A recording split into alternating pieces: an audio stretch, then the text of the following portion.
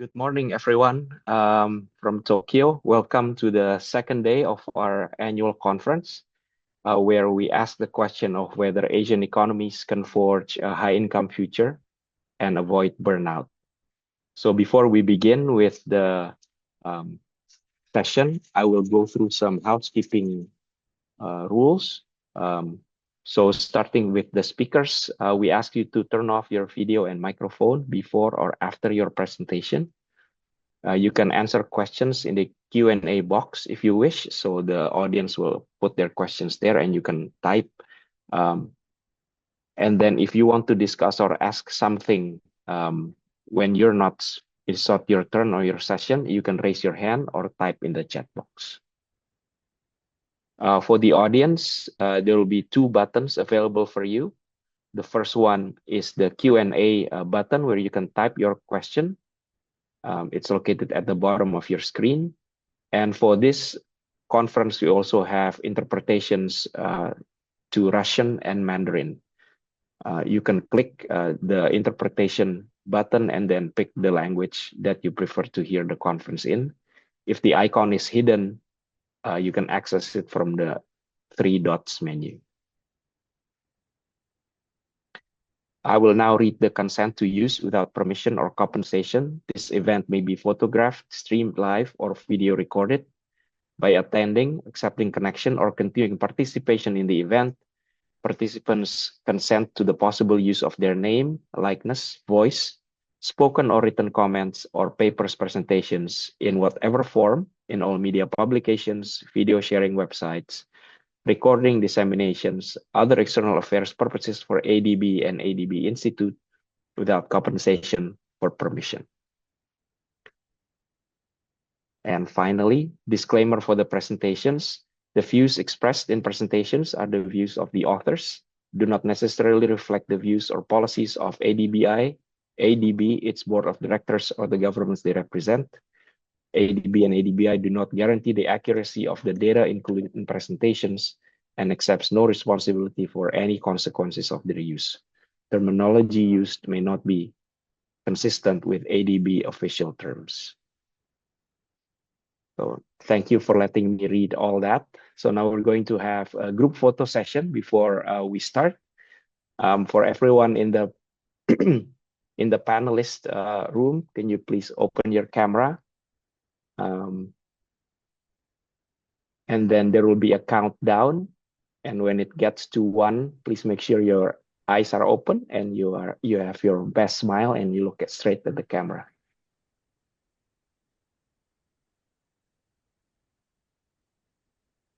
Okay, everyone, smile. 3, 2, 1. And one more. 3, 2, 1. Thank you. Okay, great. So now let's get right down to business. We will have the next presenter is Professor Kaushik Basu. And I will introduce the chair who will then take over the proceedings.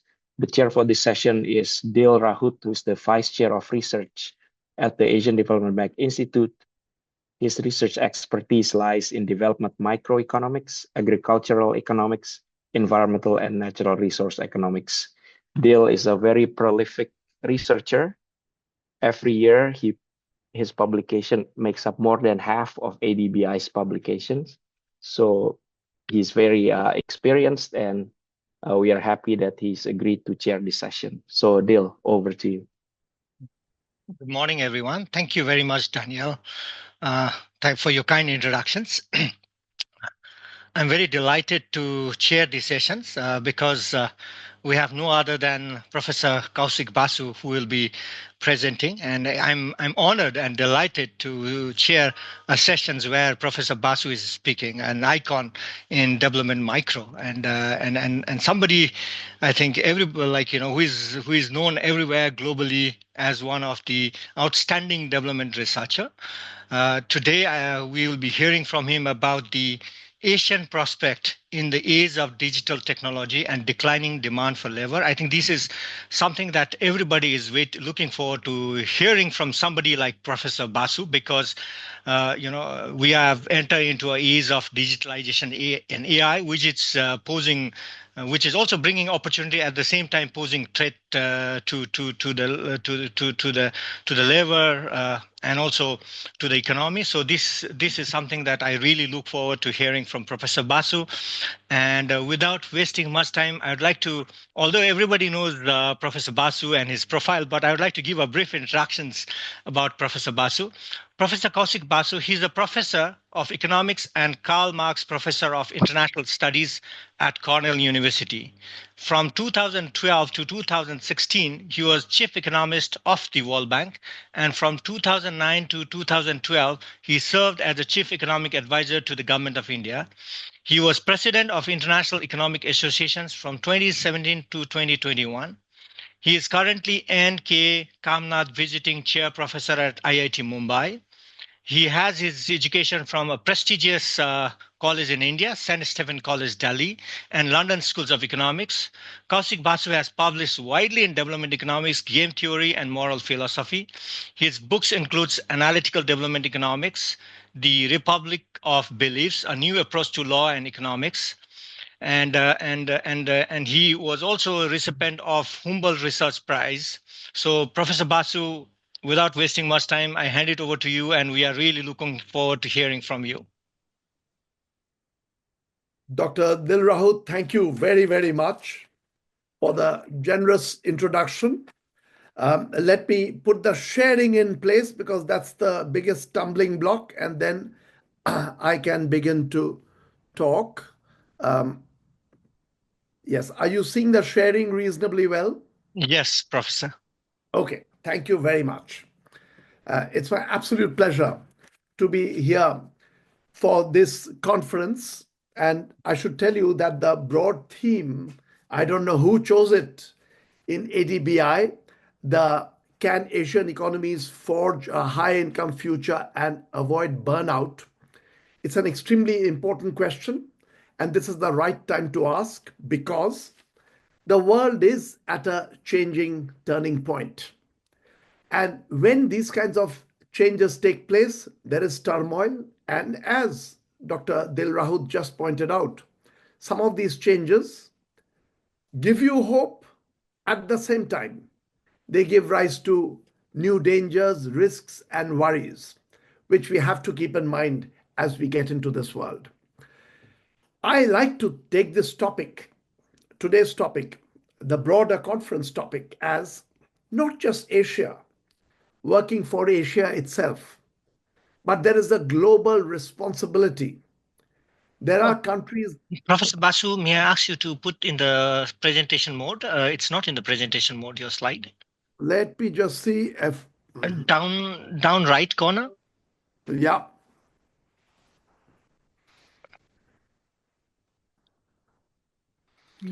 Earlier, I had managed by asking it to get into play from start. If that will do yes, it. Yes, excellent. Very good. Good. Okay. So the topic is of importance, as I was just saying, for Asia to do well, not just for Asia itself. I think this is a juncture in the world where there is a certain global responsibility. And I do believe that Asian countries as a cluster have an opportunity, which is a big one. Will they succeed? We don't know for sure. It's a complicated world. It's a very, very difficult situation. But these are countries, the Asian cluster, probably with a greater opportunity and chance today than any other place in the world. Let me broadly give you the way I'm going to approach this topic. The world is indeed at a turning point, and I will explain this a little bit. When that happens, when you get into a turning point, there is a churn and lots of new opportunities, new challenges. Then I will go into the Asian economies specifically, what they can do, why I do believe that they are very specially placed and have a great opportunity. but there are risks. I want to explain that. There is no certain prescription about you do this or you do that and you will succeed. A turning point of the global economy means that there are dangers, there are risks. You have to bring the best minds, do your analysis, think and try to take it forward. Now, about the turning point and the global situation a little bit before I get into the Asian economies and what they can do. Let me first explain that most people over the last 5 years, they are looking at all the troubles that we are seeing in the world. Inflation getting sparked off, shortages arising, slowdowns in many parts of the world, and you think of the immediate causes. There was the COVID pandemic. There was the Ukraine war. Why am I using the word wars? It's an ongoing situation. There is the Middle Eastern war and crisis. All this in today's interconnected world with supply chains causes disruptions. Food does not manage to exit from one part of the world. The supply chain gets disrupted. You get inflation in a faraway country. There can be inflation. All this is happening, but if for this reason we think that the problem is over the last 5 years, we will be wrong. The basis of this problem is deeper and goes much further back into history. I would say 40, 50 years. There are changes taking place in the global economy which are causing us this concern. And that's the change that I want to talk about. What are these changes? First and foremost, the rise of digital technology, artificial intelligence. This is causing two very different new problems for the world. One is labor is getting replaced by technology. I will show you just now in a moment some graphs and charts about the diminishing demand for labor, especially in rich countries where the wages are higher, costs are higher. They are beginning to save on labor because they can do that. So this is causing a problem, the drop in the demand for traditional labor. It's also causing political problems because there is dissent and anger and upset being caused by this. Number two, this crisscrossing of technology and digital technology has given rise to these long supply chains of production. Some good that starts out in China goes over to Indonesia, something else is done in Indonesia, it crosses over to another country, another factory, and finally lands up with an American consumer at that person's home. But the product has been produced by 20 countries on the way. There are these long global supply chains which are beginning to cause new challenges and new problems. These are the deep problems, and the immediate sparks caused by the COVID-19 pandemic, the Ukraine war, the Middle East war, these are the sparks. The conditions were already ready with the rise of digital technology. Why is this so difficult? The reason is very often when you have a major technological advance that increases the opportunities for the world. But let me have a picture of Asia in front of you. So let that remain in front of you while I talk, and I will soon get into some data. But when there is this kind of a major change taking place, technological advance, in the long run, you typically come out of it benefiting. But when the change takes place, it is turmoil. I feel that today's world, the comparable time is the Industrial Revolution. When the Industrial Revolution took place from say 1750 to 1850, a 100-year period, now we think of it having conferred great benefits to humanity, to society. But if you go back to the early years of the Industrial Revolution, there was gloom and darkness. The new technology was changing the world. So much so that no one knew what the right policies were. We were fumbling. And it was only after 30, 40 years of quite a chaotic period when the skies were becoming dark because factory soot was going up into the skies. Children were working for 10 hours, 12 hours a day and losing their human capital because child labor was rampant. We gradually learned that you need new policies, new ways to think about. Two things that the Industrial Revolution did that I want to point out, all as the backdrop, is number one is the winners and the losers changed altogether. After the if you go back to the pre-industrial revolution world, the world is a pretty flat place. The Asian countries are doing well, it is true, but overall it is a flat place. Europe looking pretty much like Asian countries, in fact, in some ways more backward. After the Industrial Revolution, the landscape changes. There are new winners and new losers, and I feel we are at a stage of the world where there will be new winners and new losers coming out of the current digital revolution.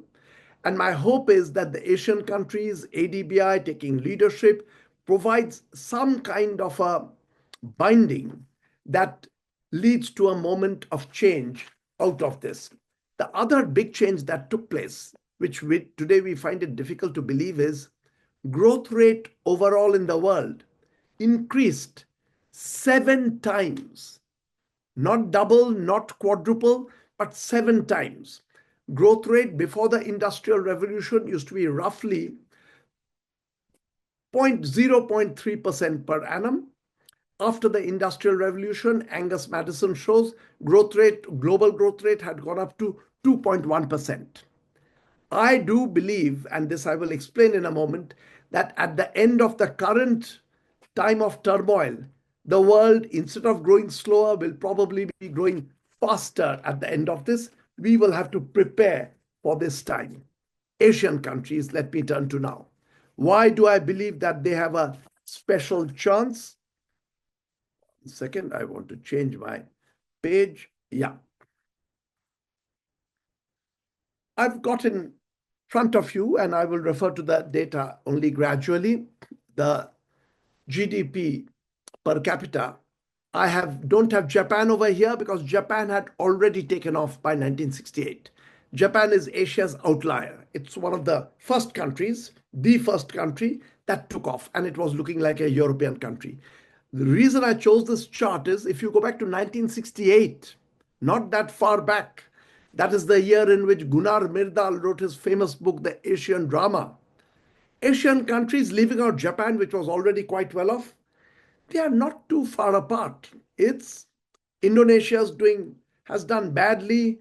Singapore already has done reasonably well, but still it is in a reasonable cluster. The per capita incomes from roughly $340 to $60, it's over there. It transforms altogether, but with a very, very different journey.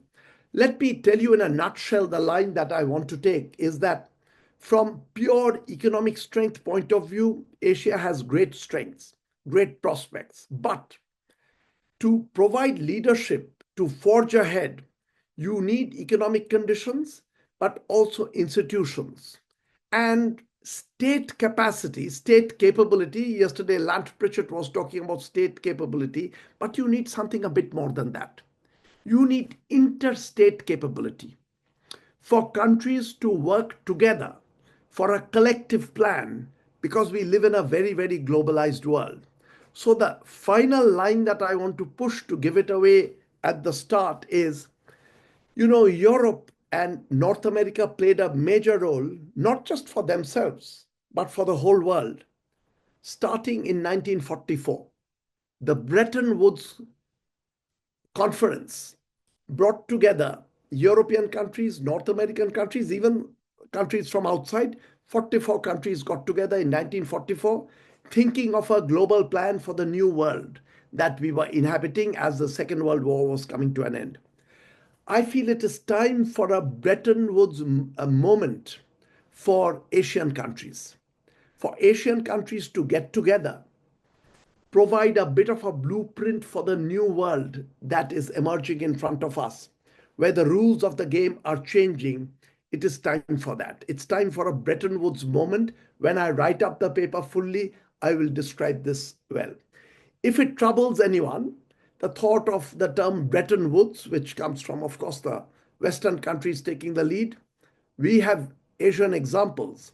The Bandung revival, the Bandung Conference of 1955, it was not primarily an economic policy, but with Suharto, Nehru from India. It takes on a leadership of the non-aligned movement. And there also, there were Asian countries, but there were countries from elsewhere. And it had a very noble aim. It's not just trying to get Asia to build up. Though it was being held in Bandung, the aim was to provide global leadership of a certain kind. I feel it is a time where Asian countries need to work together better. There are examples. ASEAN as a cluster has done reasonably well, but there's much more to be done. So, actually, using this conference as a peg, if the Asian Development Bank thinks of a major global collective effort like the Bretton Woods Conference or like the Bandung Conference, I think the time has come for something like that. Let me come to Asian countries specifically now. If you look at the cluster, I've taken a random set of countries. You can immediately see what a dramatic change Asia has undergone from 1968 to 2023. In fact, it's quite fascinating if you look at this chart and if you think of Gunnar Myrdal. Gunnar Myrdal in 1968 barely mentions China. China doesn't get enough of a mention. China at that time, with a per capita income of $92, is doing very, very poorly. After that, China takes off and becomes among the most major economies in the world. In fact, if in today's world, if you look at the biggest economies, the biggest 5 economies, China, of course, is prominently there. China is virtually in a leadership role. You look at Singapore, which is one of the richest countries in the world, which was unimaginable if you go back to 1968. I used to be very interested in South Korea because if you go a little bit before 1968 to about another, say, 10 years, South Korea and India had per capita income very close to each other. Then South Korea takes off and surges ahead. I feel the story of the Asian economies, this is not an occasion for getting into history in any great detail, but the story of the Asian economies is of overall success, some stagnation, but very, very different engine got them growing. If you take the case of the most prominent example, I suppose, is China. It's a big country. It has grown from a case where, as I just mentioned, 1968, it's barely mentioned by Gunnar Myrdal. It takes off. In the case of China, it's a complicated story. We like to put in these stories into the straitjacket of economic model. This is our model. This is where it fits in. China does not fit in so well at all. We have to go back to, remember, 1960, the Great Famine. China is being devastated. The Great Leap Forward backfires. China is being devastated. And then comes the Cultural Revolution. China is going through a very, very difficult phase. Even if you come to 1988, China has already taken off, but you won't see it in the per capita income. But after that, over the next 25 years, China takes off in a way that one can't imagine. I do believe that the market reforms, opening up of the markets under Deng Xiaoping, played a very, very major role. But you have to again remember that despite the opening up of the market and opening up a lot of space for individual entrepreneurship, China is still an economy with a very big role of the state. In fact, into our standard neoclassical textbook models, China still does not fit in. So it's a success story that we need to understand. It has current problems, but these are probably a problem over the last couple of years, which China will have to deal in the short run. But its success does not fall into the standard story. Take the case of India. I've been very, very closely associated with it. India up to 1991-92 looks flat. Very little changes taking place. And one of the explanations, it's very difficult to say quite why India remained at this low level of growth for so long, but there are 2 possible explanations. One is India was a very democratic system, and being a democratic country, India has this problem that very difficult to push in changes. You need a lot of consensus building before you go in for major reforms because a democracy does put these hurdles. I feel the hurdles are worthwhile, but those hurdles are there. India is finding it difficult. Another explanation, which I've seen a delightful one by Justin Lin, who used to be my predecessor at the World Bank. Justin Lin argues that countries which had a sort of deep pocket could manage continued with their standard policy for a longer period. And India, despite that time being a poor country, had certain deep strengths that got it going. India's takeoff is also interesting. It takes off from roughly the year 1993 and after a major crisis. I want to show you, this is just the GDP, the data I showed you. But this is one little explanation of how good policies can play a role. This is, to me, one of those iconic figures of what a policy can do. You know, up to 1991, India was a fairly closed economy. Huge tariffs. We did not like goods, foreign goods to come in large quantities. And there were very heavy foreign exchange controls, exchange rate controls, which took the following form that you can't take foreign exchange out of the country. You know, it is possible to argue with a little bit of economic analysis that if you don't allow people to take foreign exchange out of the country, they will not bring foreign exchange into the country because they realize once I bring it in, I won't be able to take it out. In 1991, when there was the major global crisis, economic crisis, India was on the verge of defaulting, reached out to the IMF and put in some of the biggest reforms. And I think in India's economic history, 91 to 93 marks a dramatic change. India opened up, made it easier to take foreign exchange out, and India's foreign exchange reserves, which had remained flat from 1950 all the way up to 1991, takes off in a way that you can't imagine, triggered by the reform. This is the India story of this period. Let me hold this next picture back. So there are different stories for the countries that I've given here, but as you can see, countries like Singapore, Korea, China, Malaysia have done well. Indonesia, Vietnam, there are countries, clusters doing well. India also, India started on a low base, has actually done very well. And as I will show you just now, in the space of ideas and intellectual advance, India is beginning to do very well. Okay, with that story, now I want to get into the challenges, current challenges that I was talking about. Am I right in supposing I have another 10 minutes or 15 minutes?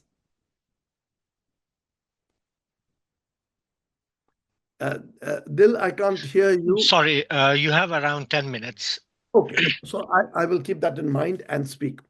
So this is just a brief graph from advanced economies to show that in the entire GDP, the share of the GDP going to workers is going down across the board. This is the digital advance. This is what is changing the nature of the global economy. The demand for labor is going down.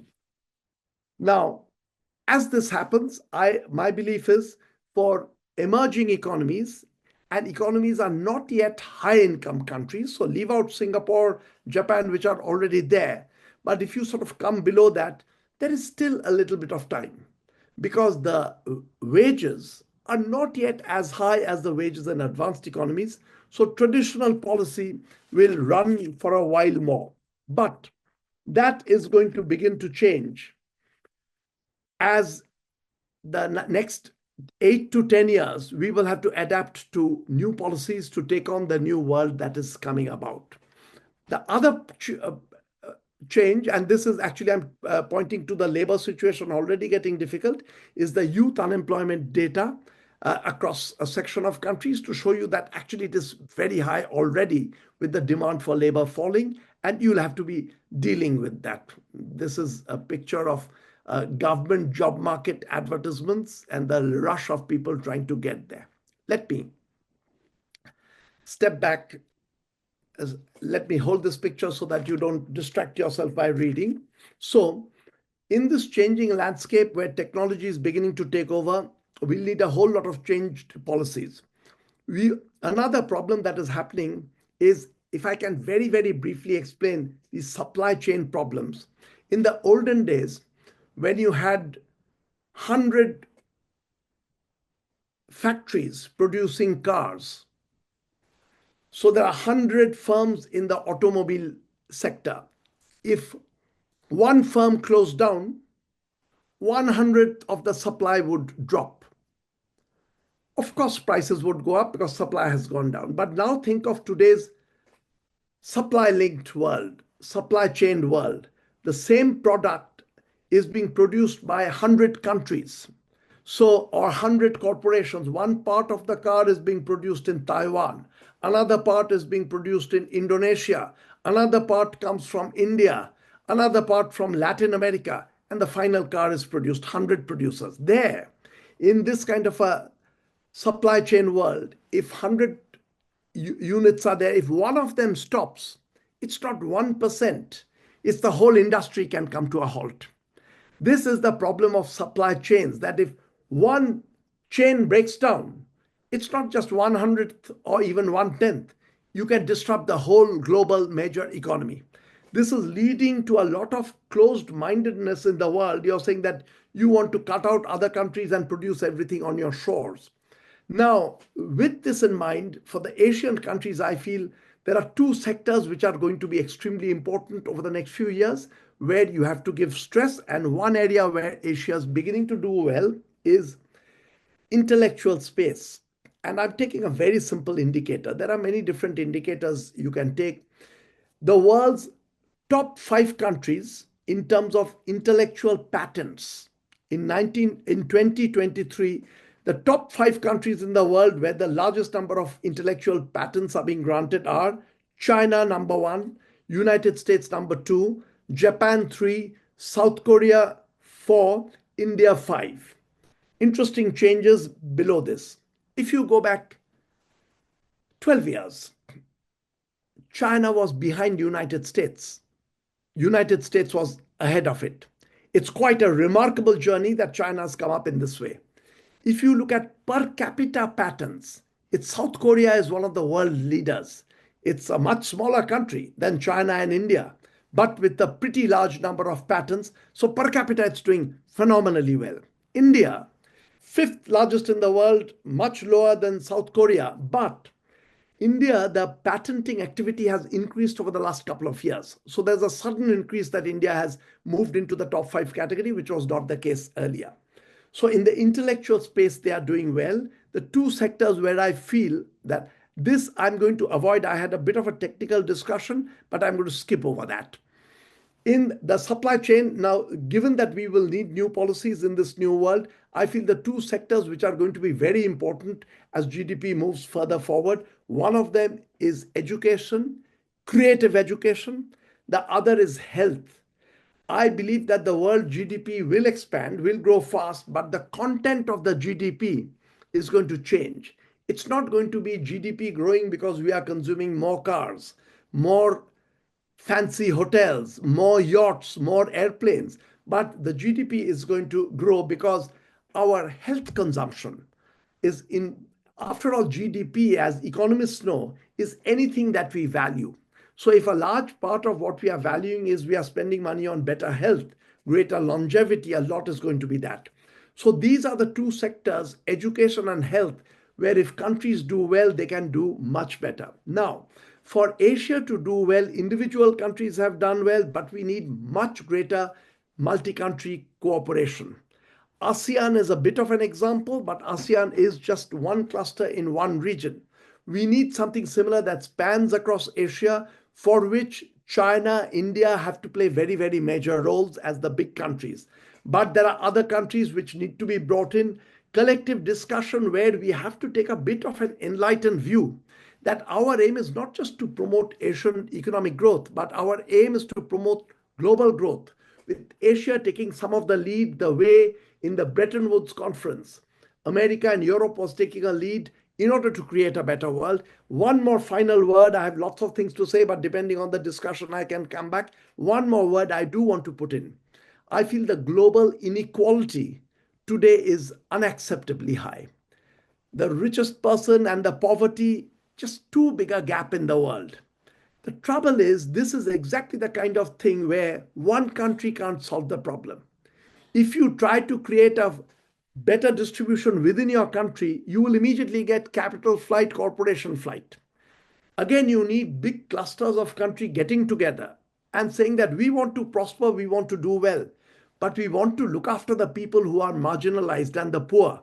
And this can no longer be a single country agenda. This has to be a bit of a global agenda.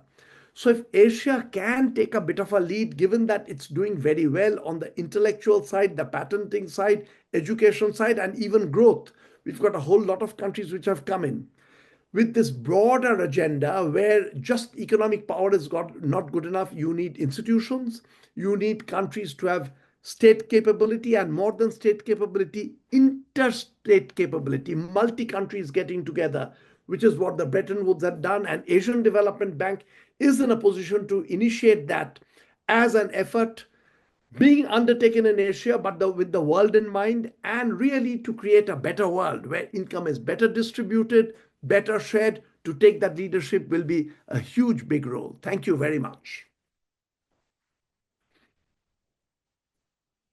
Thank you very much, Professor Basu, for actually bringing out the glory of Asia and what stands for Asia, and also of everything. I think the interstate capability that you talked about is very, very powerful, very important. I think as by country by itself cannot do well. We really need to come together.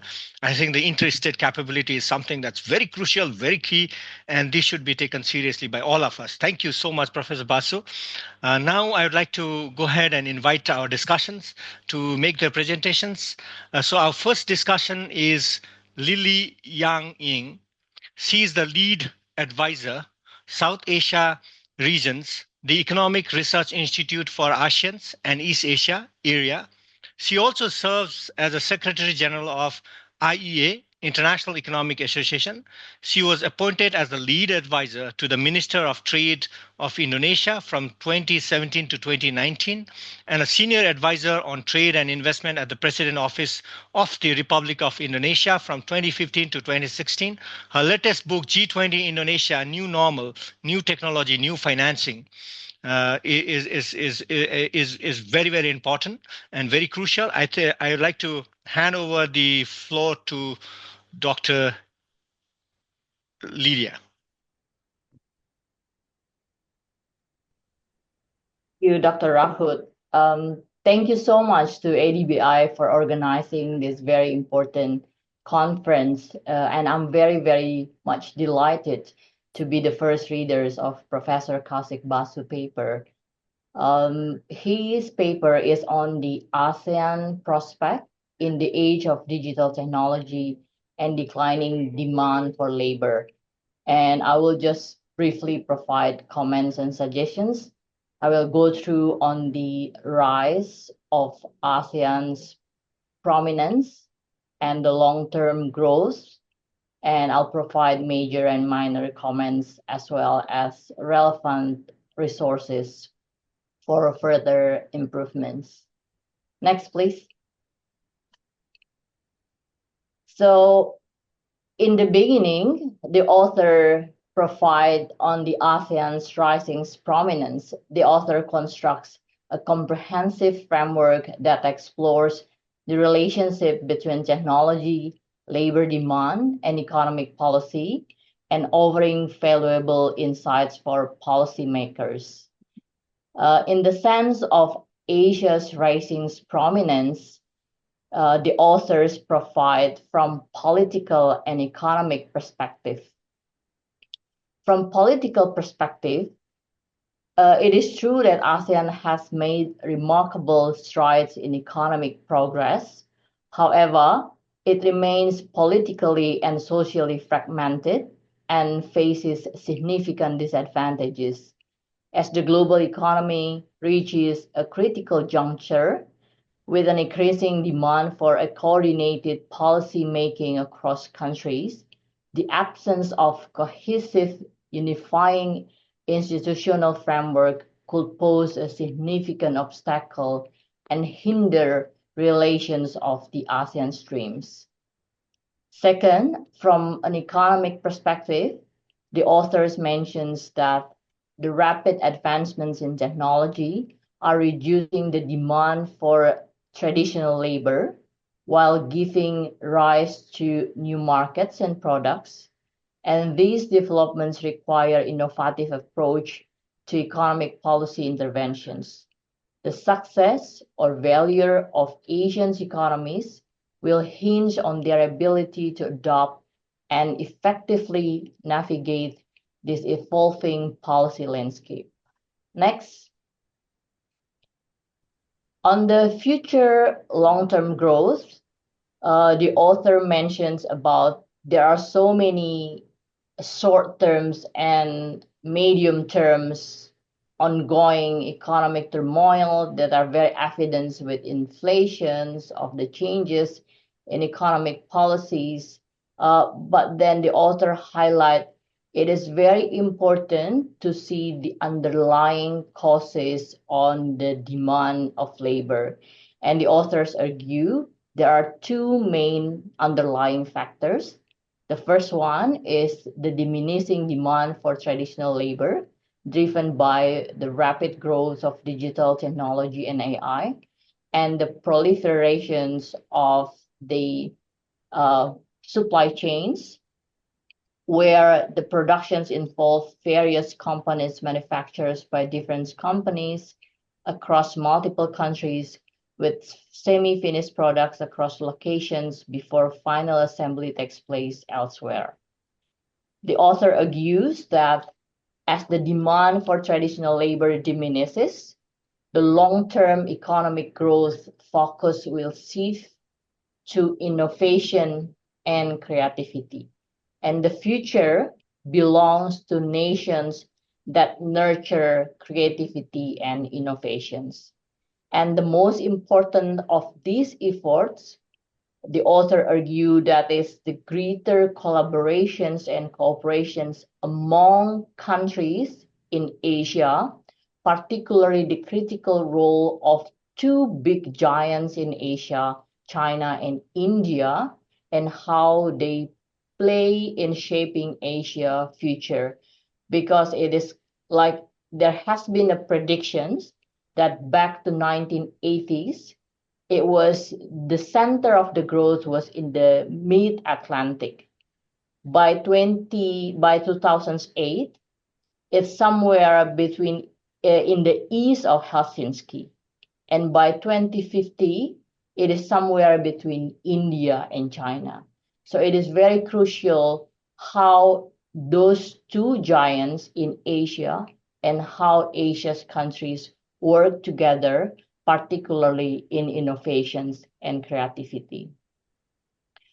Next, so my major suggestions for the improvements is that while the paper offers significant insights, there are several areas for improvement.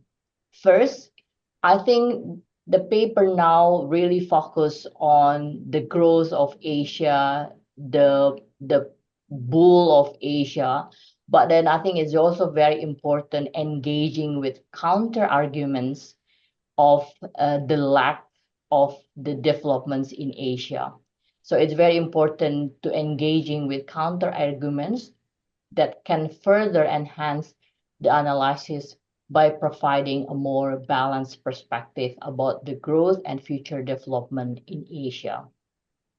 Second, I think it is also important to include more empirical evidence and case studies that's gonna strengthen its arguments by illustrating how technological changes have impacted labor market across Asia. For examples, like in 2021, three major economies in Asia, China, Japan, and South Korea, adopted about 570,000 industrial robots that contributed about 75 of the total global adoptions of industrial robots. So this kind of evidence and facts can give more insights to the readers to understand better about the developments of digital technology, robots, and AI in Asia and at the global context. Third one is providing detailed policy recommendations or implementations framework that's gonna increase the paper practical value as Asia diverse economies and varying stages of developments. I think it requires tailored approach rather than generalized solutions. And I think it's also the authors keep stating about the importance of collaborations between China and India, but I think the authors lacks to provide on which way, how, what platform, and what issues that China and India should prioritize in their collaborations. Next, another major issues, I think, to provide better policy recommendations, I would suggest the author to review the existing framework and efforts. So we don't provide recommendations like repetitive recommendations that has already done in the regions. I understand like some countries in the regions have already very advanced in terms of digital transformations, industrial robots, and AI. So it might be good for the authors to review the existing frameworks and efforts. So then the author can provide what will be next, what have not been done, and how to improve the existing frameworks and efforts, as well as in upskilling and reskilling. I think it's also very important to see what can be done in improving critical thinking, data literacy, basic programming, or other curriculums or other programs that could be good to improve innovations and creativity. As well as I don't see that the author touch anything on AI governance, which is I think very crucial in the coming decades. So it might be good for the authors to also review or provide recommendations, or at least provide something what can be done in AI governance, what can be done in cybersecurity, data privacy, competitions, as well as closing the digital divide in the regions. The last point on major suggestions is that it might be good that the authors to also discuss a deeper examinations on long-term sustainability in terms of how innovations can improve long-term sustainability, including the environmental considerations as well as alignment with global developments. Next. The other issues are just very minor. I see some of paragraphs are not very well like completed, in the sense like the authors assume the readers already know what the authors mean. But if the paper aims for public audience, relatively, I think it might be better for the authors to provide not much, but some of the paragraphs I can see like the authors assumes the reader already know. So it might be good to provide, like I mentioned in major suggestions, to provide more evidence, to provide more arguments, to provide more compelling data and analysis. I think that will be very helpful. On a minor note, I think a few figures, tables are not adequately explained in the main text, as well as the lack of sources, notes, and access data. And it might be also very helpful to outlining specific area for future research. Next. I also provide some of the suggested relevance references, such as a book by Lee Kuan Yew, Kishore Mahbubani, and also paper by Grossman and Oberfield that discuss about to provide on the declining shares of labor market, as well as Acemoglu and Restepro that discuss about the labor replacing and labor reinstating effects, and also other paper on AI and digital empires, and also my work with Danny Roderick. Next, I don't mean to promote my book, even though I always do. These are free access books that might also be relevant to your work that you can access. This is free, that you can access some of the chapters, some of the findings on robots and AI, as well as on the world trade evolutions might be supporting your arguments or your counter arguments. Next. The authors leave a notice by to be completed, so leaving the readers anticipating the final piece. I think I just want to highlight that despite this unfinished ending, I think Professor Basu work in progress paper remain a highly intelligent and thought-provoking analysis worthwhile reading for anyone interested in the future of Asian's economies. And all the best for the improvement. We very much look forward for the final paper.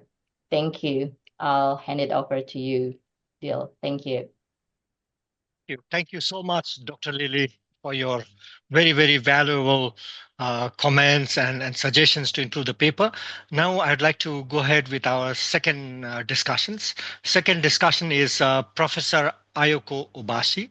She's a professor at the Faculty of Economics, Keio University, Tokyo, Japan. She specializes in international trades, trade rules, and institutions. Her research focuses on challenges surrounding cross-border unbundling of productions and also global value chain, with a special emphasis on rapid development of international production network in ASEAN. So you can see how relevant her work is to the work that Professor Basu has already presented. So we are very delighted that you have accepted our request to read the paper and be a discussion. So and she holds PhD in economics from Keio University in 2011, followed by a second PhD from University of Wisconsin-Madison in 2018. Prior to joining Keio University as a professor, she held academic positions in several places. Thank you so much, Professor Ayako Obashi, for accepting our request and being here. So I hand over the floor to you. Thank you, Chair. First of all, sorry, my voice may be difficult to hear. I'm just got back home from 1 week trip to Indonesia, and I met too many people in Indonesia, and I almost lost my voice. So sorry if my voice is difficult to hear. But anyway, first of all, thank you, ADBI, for including me as part of this invaluable conference. And also, I am very honored to be a discussant to the paper written by Professor Basu. So in my discussion, I do not have any specific suggestions to Professor Basu's paper. Instead, in my discussion comments today, I'm trying to providing a different perspective, hopefully to complement the Professor Basu's insightful paper and his arguments. To start with, let me remind you about the fact highlighted by Professor Basu that the nature of globalization is and has been evolving. In the 200 years history of globalization is closely linked with advances in technologies. So industrial revolution enabled the unbounding geographical separation of production and consumption. And then since the early 1990s, ICT revolution, the penetration of digital technology enabled the geographical separation of production processes across borders. And then now, according to Professor Richard Baldwin's argument, we are currently facing the third wave of globalization, or what Richard Baldwin calls third unbundling, which is the geographical separation of tasks throughout the production processes, thanks to further advances in digital technologies, especially communication technologies. To deepen our understanding and thoughts about the research topic of Professor Basu's paper, I believe it would be useful to take into due consideration the fact that there are three waves of globalization over the last 200 years, and the fact that we are now facing the second and the third waves of globalization driven by digital technologies. Professor Basu's paper highlights the declining demand for labor in the digital age, following the increased penetration of digital technologies. But here, I would like to give you a heads up, penetration of automation technologies or the increased usage of industrial robots has been causing the concern of declining demand for labor or the massive joblessness. For example, the pioneering paper by Dallon Acemoglu and his co-author, which was mentioned by Dr. Lili, the Acemoglu's papers propose a theoretical model highlighting two contrasting effects of automation technologies on labor demand.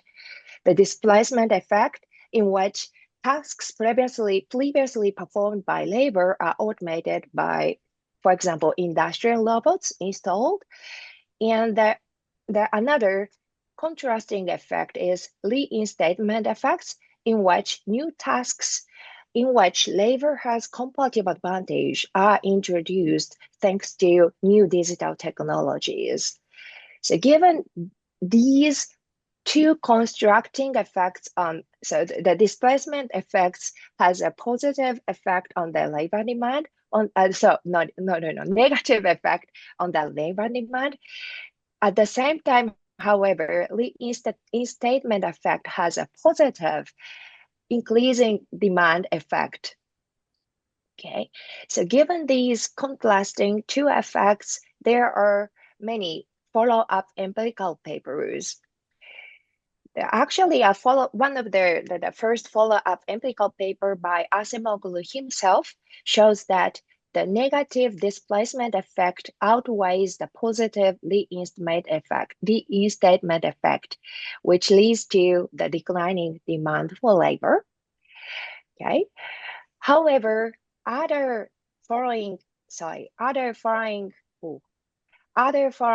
empirical papers, as listed here, for instances, show a lot of different evidence. For example, displacement effects are shown to be limited to manufacturing sectors or limited to low-skilled workers. So at the country-wide level or region-wide level, the digital technologies do not necessarily induce declining demand for labor. So summing up for now, these empirical evidences suggest that automation technologies do not necessarily decrease demand for labor. I think this is a key point that I would like to emphasize in today's discussion comments. So furthermore, automation technologies is just one form of the digital technologies of concern. Following the definition proposed by or discussed by Nick Bloom and his co-authors in his paper published in 2014, digital technologies are often defined as a combination of information technologies, IT, and communications technology, CT.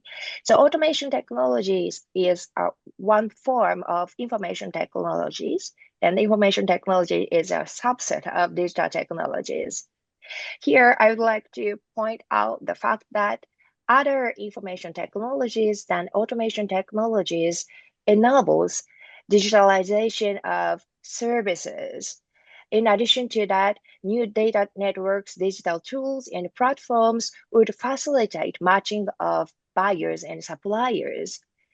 These imply that there would arise more trade opportunities, especially in digitally deliverable services. Consequently, labor demand would increase according to comparative advantage.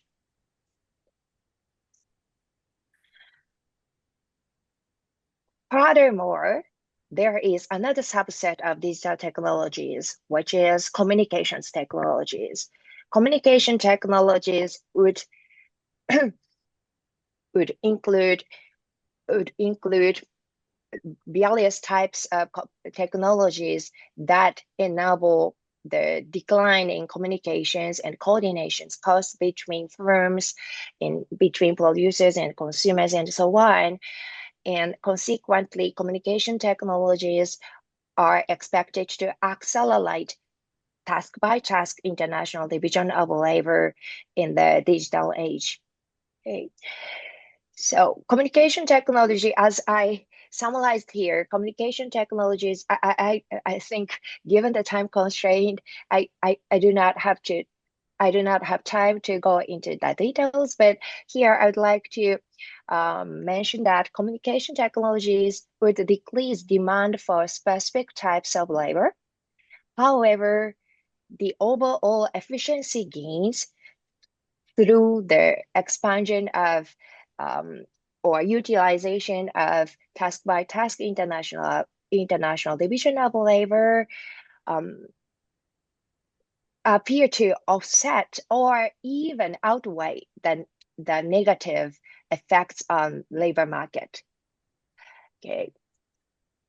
And as a side note, at the time of the COVID-19 pandemic, the social distancing policies halted supply and dampened demand. But at the same time, these social distancing policies actually accelerated the usage of these kinds of communication technologies, such as telepresence, Zoom.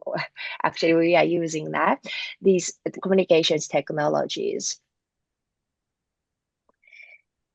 So,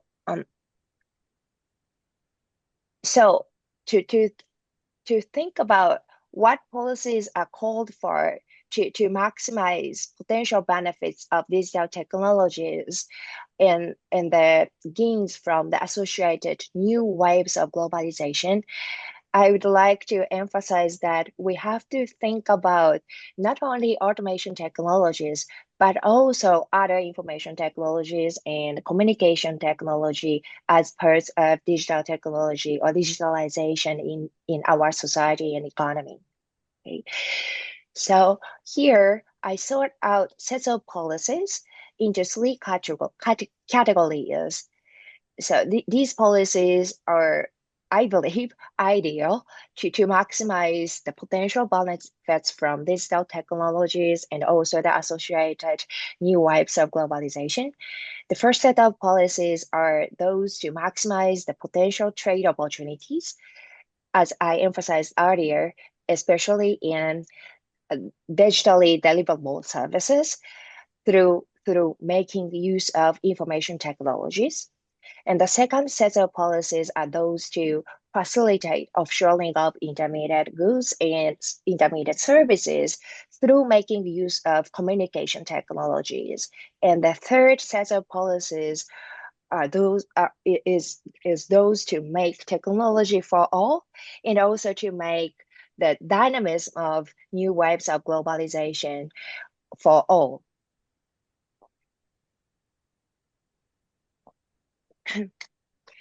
To wrap up, let me get back to the question that Professor Basu's paper aims to answer. Are Asian economies in a position to become the main engine for global economic growth in the ongoing digital age? My immediate answer is yes. I'm in an optimistic position because global supply chain or the offshoring of intermediate goods and services remains the core of efficiency and competitive gains even in the digital age. Although technological progress itself, including the penetration of digital technologies, is a global phenomenon, Asia has led the world in the development of global supply chains or the expansion of offshoring of intermediate goods and services in the last 35 years.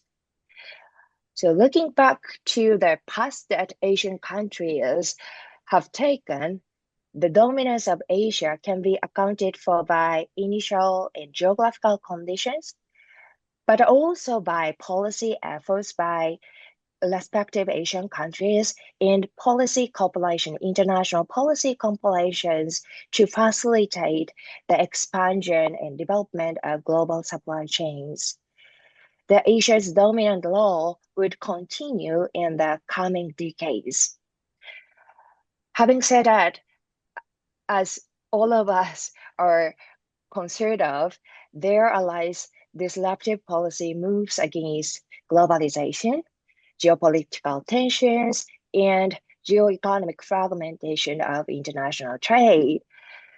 Given these difficulties and challenges, to make the most from the ongoing waves of globalization and to make the most from the digitalization, Asian countries should cooperate each other so as to avoid policy intervention that undermine efficiency and competitive gains from global supply chains.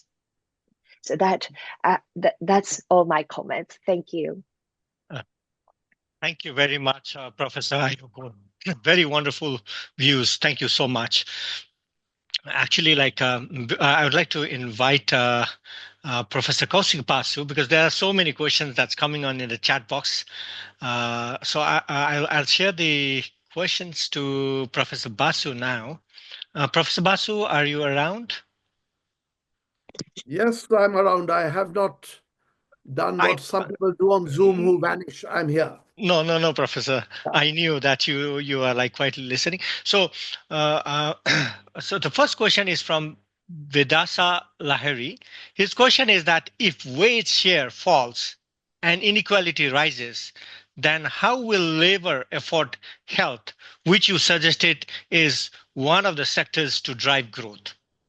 So let me jump in straight away, and this will also allow me to touch on a few things that Lilian and Professor Obashi, thank you very much. I first want to say before anything else, fantastic comments, very, very useful for me. It's a very incomplete paper, what you saw, but your comments will be very useful for me to develop it further. And I would love to receive any of these references. I was writing down notes, but if you send me, that will be very, very useful.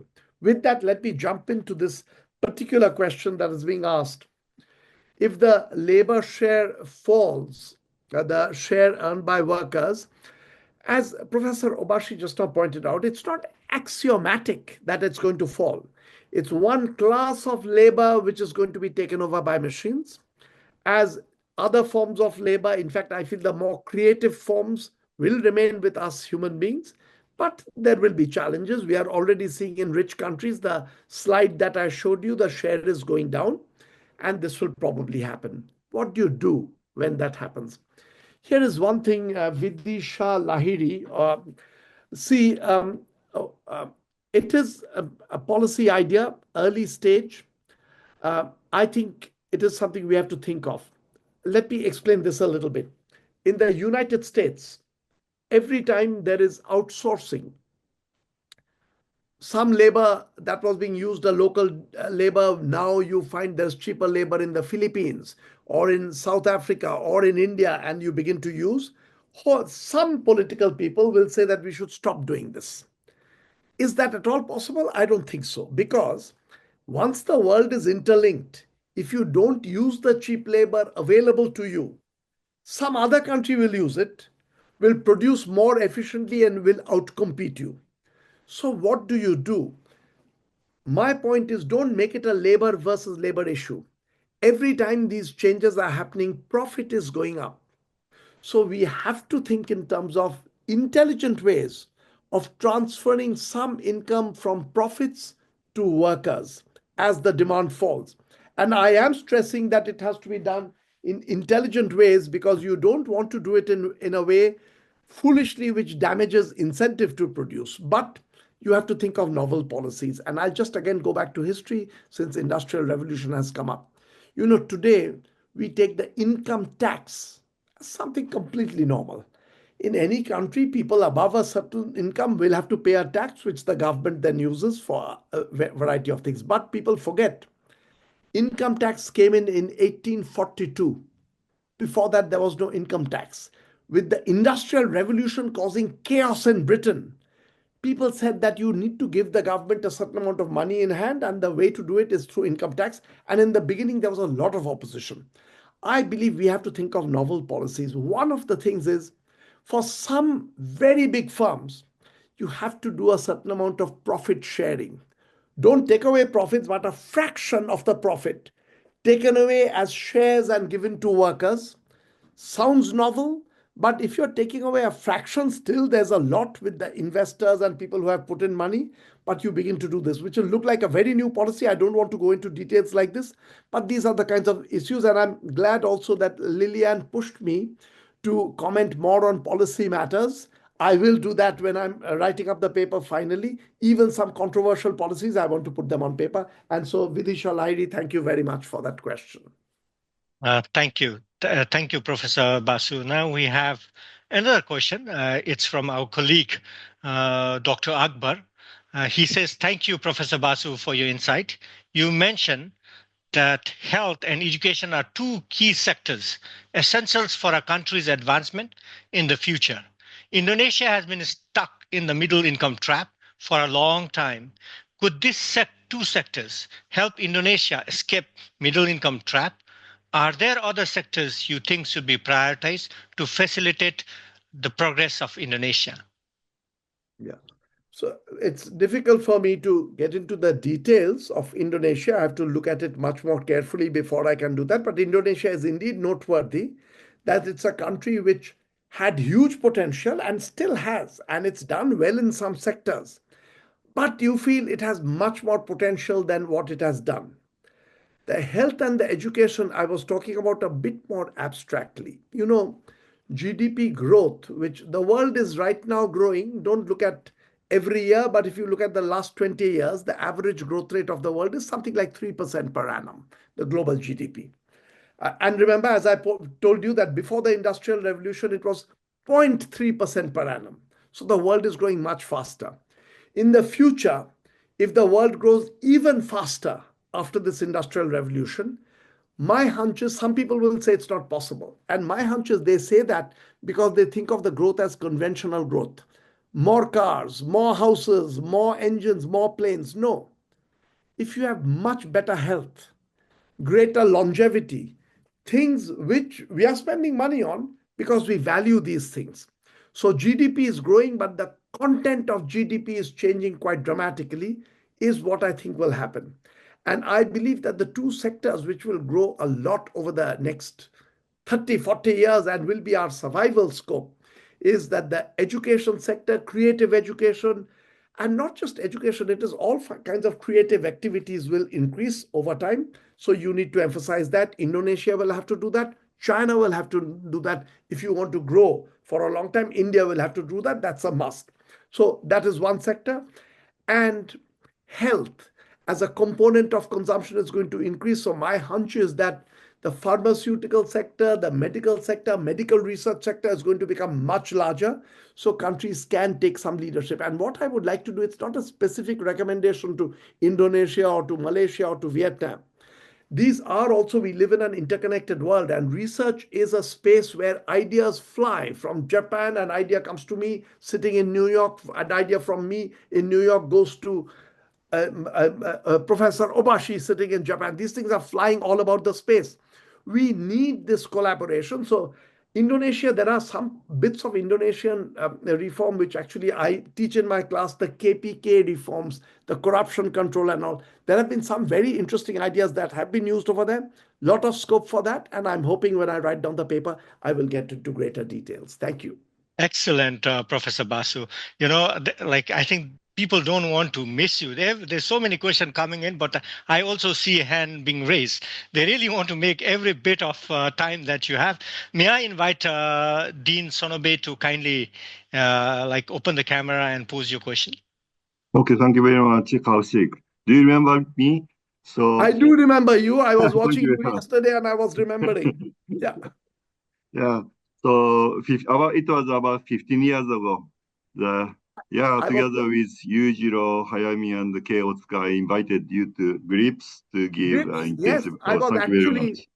I'm on record because this morning I was telling my wife after I met you about the GRIPS visit 15 years ago. Yeah. Thank you very much. So Okay. again, about the falling the wage share or labor share of income. So I also agree with you, that technological change was the fundamental cause. So the ICT helped the global corporations to do expand the global supply chain, and also the technology made it possible to operate global supply chain from any country.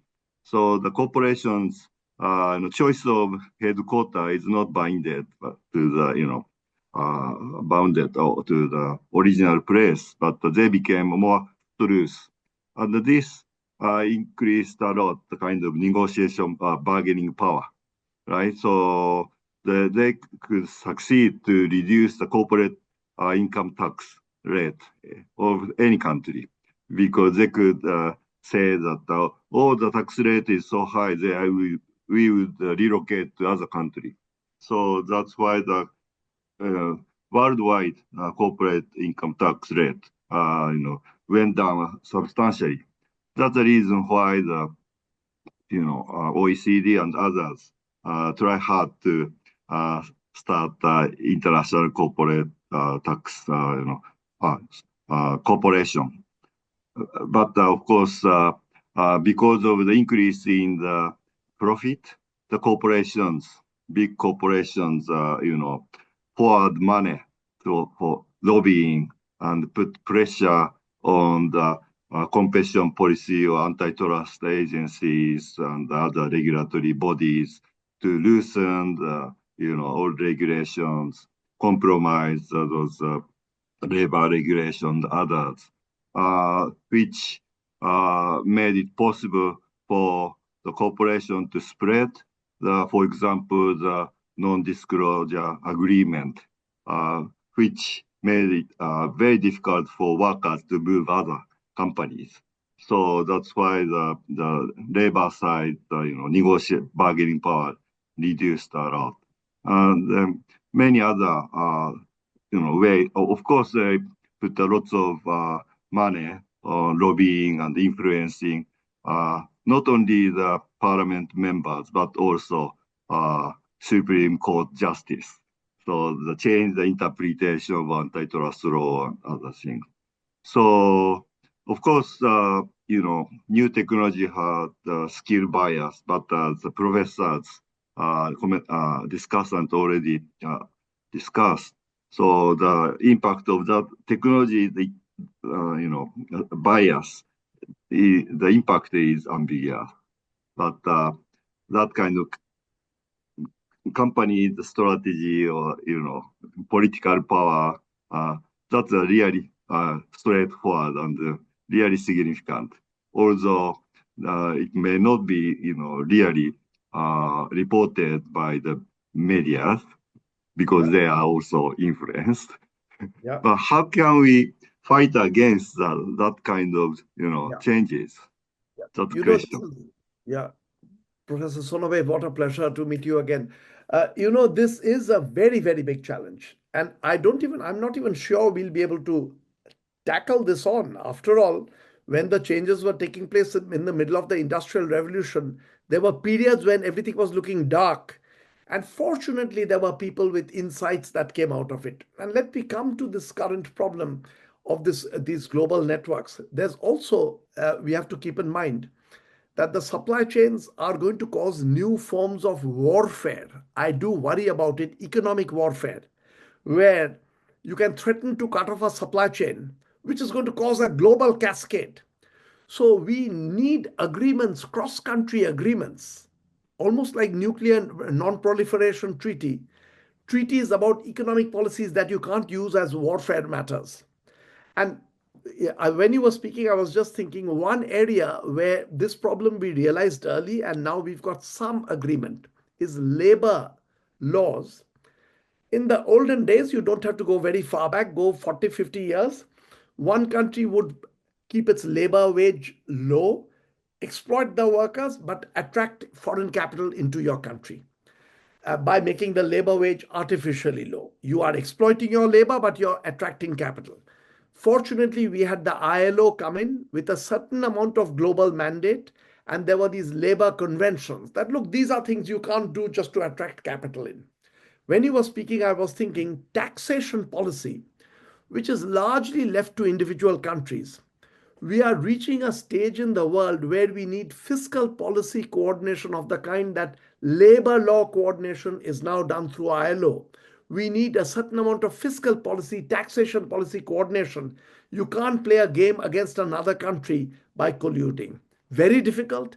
I don't know whether it will happen, and there's so much of vested interest in the current system that it's very difficult to come up with an idea. That's why I was saying something not lightly, that to bring in minds together to thrash this out and see if we can do it. After all, Bretton Woods now looks a part of life, but when that was happening, there were also, you have to remember, there were angry moments, people walking out of that meeting, etc., because very difficult decisions were taken. We are probably at that kind of a juncture with exactly the kinds of problems you're talking about. Okay, thank you very much. So ADBI, we try hard to do so. If the ADB president asks me why the think tank do that, then I would say that because Professor Kaushik Basu told me. Thank you. Thank you so much, Professor Basu. We are running out of time, but so many questions is floating around, and so many hands is being raised. But then, I would like to eat few minutes into the break and maybe pose a question from the chat, because it's also something that I've been thinking. Basically, Professor Basu, it's from Sandy Maulana, also from Indonesia. He says, Professor Basu, do you think higher diversity in Asia, be it culture, development, or others, might hinder effort to build international cooperations as the US and Europe did with Bretton Woods, given their similarities compared to Asia? If so, what strategies could be employed to address these challenges? I think this is also particularly important, wherein you said about interstate capability, and also wherein you brought about the issues of tackling inequality, not by country alone, but by coming together, because we don't have the space to reduce inequality by ourselves. We really need to come together. And also now what you highlighted in Dean's response to Dean Sonobe on labor, where you are talking about multilateralism coming into play. So the floor is yours, Professor Basu. No, thank you very much, Sandy, for that question. Yes, I do think there is greater cultural diversity in Asia than what you look at North America and Europe. But it's two ways. One of the reasons why North America and Europe looks much more homogeneous is it's had a period of about 100 years of a lot of collaboration, which has made it look much more similar. And number two, I actually like the diversity. So if despite the diversity, if we can come together, people who have different backgrounds, different languages, learn to sit together and realize that in the end, we share a small space on the globe. It's a huge lesson that we can give out. And then if you can retain your cultural identities. But if you can come together with a larger global vision, that will be actually an exemplary move for the world. That look, these people who speak different languages, often have different backgrounds, histories, etc., are coming together because they realize that the old world of narrow national boundaries, and that's the end of the story. We are reaching a stage where we have to talk across lines if we want to survive, and Asia takes a lead towards that. Thank you, Professor Basu. Actually, I would like to give the floor to Dr. Arif. Dr. Arif, I have seen your hand raised for a long time. Please come on the screen and pose your question. Thank you very much, Dil. I'll just be quick. Professor Basu, thank you very much for your nice presentation. I also enjoyed the discussion from Dr. Lili and Professor Obashi a lot. However, I agree with the assessment that Professor Basu made earlier about labor market in general. We'll have to undergo a challenging adjustment period before the economic benefits of advances digital technology can be fully realized. Now, I'd like to hear your opinion about one thing, Professor Basu. In your opinion, where would the middle class be standing during this process? Will they become up as winners or losers? And at the end, I'd also like to hear your views on what can developing economies, particularly here in Asia, do to effectively navigate against these challenges. Thank you very much for the opportunity, Del. Thank you. A lovely question, difficult to answer, but my own hunch is if we do not manage to undertake radical policy reforms, the middle class is going to suffer as well. And you are seeing this in the advanced economies. It's not just the poorest people, it's the middle class. And one of the reasons for the political turmoil and people getting angry is the middle classes are feeling. What's happening is it's becoming a small elite, very wealthy, who are controlling a lot, and the middle classes are dropping down. And given the nature of the changing nature of labor and the demand, where there's going to be demand for specialized creative labor, so there'll be a small group that is earning a lot. This problem for the middle class will be there. If I may make one policy suggestion, why we have to think outside of the box for policy is whenever we see some of these problems, the standard policy discussion in America and Europe, you'll hear, is let us use the antitrust law better, get firms to compete. But today, thanks to this new technology of AI technology, there are some sectors where the economies of scale are so big by virtue of size that you can't cut it up. A platform, a digital platform where you search what to buy, Amazon. If you have 1,000 Amazon selling things at different prices, the advantage is gone. The Amazon has to be a large entity for it to be useful. So you can't use conventional antitrust law and say just break it up and do it. I believe some form of profit share, a fraction of the profit that is then distributed, sounds very radical now, but income tax sounded radical in 1842. What happened? We have to think in terms of those kinds of policies. Thank you. Thank you, Professor Basu. We have to tax the AI and robots and redistribute the wealth. I totally agree with you. Thank you so much. We are running out of time. There's so much of questions, coming in. There's so much of interest in what you have said. And I think you are well placed to answer all those questions, but we have to end it. But before I end, I'd like to thank you very much for the time that you made for us, Professor Basu. And also, I should not forget to thank Professor Ayako Obashi for very interesting comments and your views. Very well taken. And also, Dr. Lili Yang, thank you so much for very wonderful comments, wonderful view. I think you bring in so much of prospect to what Professor Basu has actually presented. So let's all give a big hand to Professor Basu, Dr. Lili, and Professor Ayako. Thank you. Thank you so much. Thank you. Thank you very much. I pass to Daniel. Thank you very much also, Dil, for sharing the most wonderful session, and it's a great start for the day. So we will have a quick break now. We will meet again at 11:45 Tokyo time, where we will continue with the conference. So until then, we see you guys. Thank you very much. Thank you.